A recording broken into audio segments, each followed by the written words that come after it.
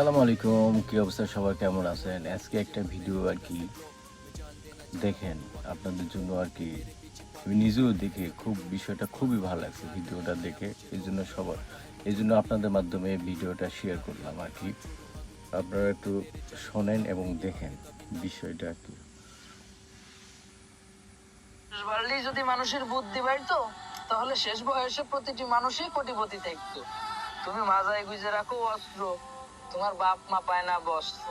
তুমি সমাজের যেন এক হ্যাডাম, তোমার ভাত পায় না বাড়ি ম্যাডাম। আরে নন্দলাল, ডান্ডা দিয়ে করলি তোমার ঠান্ডা, সোজা পথেও বেকা বেকা দেখবা। হাঁটার সময় কোনো তাল খুঁজে পাবা না।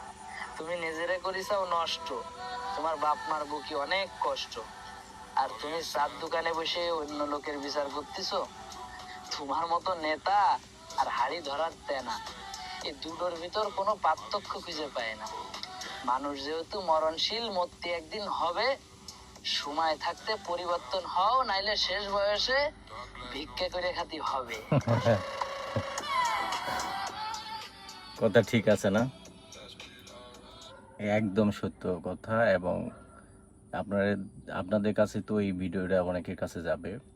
এই ভিডিও থেকে বাংলাদেশের মানুষের কিছুটা শিক্ষা নেওয়া উচিত। বিশেষ করে এই ছেলের বাড়ি যশোরের।